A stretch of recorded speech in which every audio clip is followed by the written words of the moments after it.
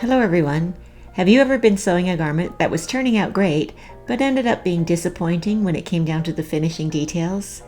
Sometimes, choosing a fine thread for your finishing work can be just the trick to improve your results. So today, we're going to show you a few ways to hem using a fine thread. WonderFil carries two very fine threads, the 100 weight WonderFil and the 80 weight DecoBob. Both of these threads will do an excellent job of disappearing in your work for hand stitching or fine machine stitching. Choose DecoBob when you feel the finished hem requires a bit more strength, and WonderFil when you are working with fine or dressier fabrics. Both threads are excellent for both hand and machine stitching, and both are made of 100% polyester for strength and durability. Both will also withstand the heat of an iron, so you know you can use them with confidence.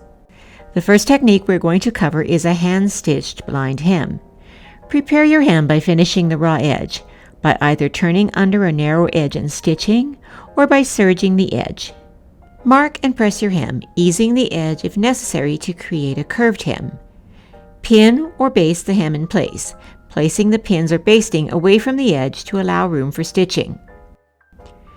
Place your garment right side up on the surface in front of you, then fold the garment down towards you so you can just see the edge of your hem exposed. Thread your needle with a single strand of your chosen fine thread in a color that matches your fabric and not one end. Take a few stitches through the exposed edge of the hem, then take a stitch through the garment fabric, trying to grab only one or two threads from the garment fabric.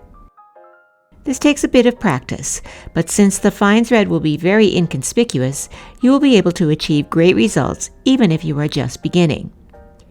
Continue in a back and forth motion, working from right to left, grabbing from the hem edge, then the garment, until you have completed the hem. Check as you stitch that you're not pulling too tightly on your thread, thus causing puckers. Give your hem a final press, then admire your invisible stitching.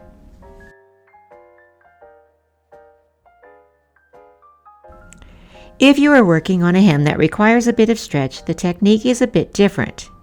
Prepare your hem as before, but this time place your garment right side down on the surface.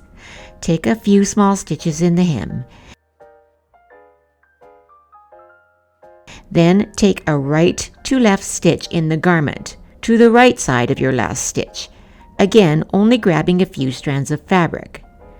To continue on, you will be working from left to right on your garment, but taking right to left stitches, alternating between the hem and the garment. This creates a herringbone stitch that has a similar stretch to a machine zigzag. If you have a straight edge that you want to blind hem quickly, you can also use the blind hem stitch on your sewing machine. I find this technique is a bit more challenging on a curved hem, so stick to a straight hem if you are just beginning. Attach the blind hem foot that comes with your machine, then do a test on a scrap fabric with a prepared hem edge. Place the garment right side up as you did for a hand blind hem, then fold the garment down to the left so the hem edge is exposed as before. With the garment folded away at the top and to your left, place the hem under the machine foot. Adjust the fabric so the guide on the foot sits right against the fold of the garment fabric. Select the blind stitch setting on your machine and hand wheel the stitch to see where the swing of the long V will catch your garment fabric.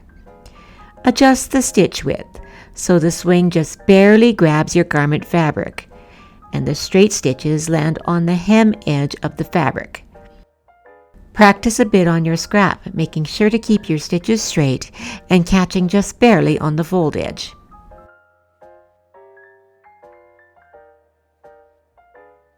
Practicing your blind hemming techniques will improve your results, but choosing a fine thread will give you better results right away. Thanks for tuning in. Make sure you leave a comment in the comment section below and let us know what technique you need help with. We'll see you all next time.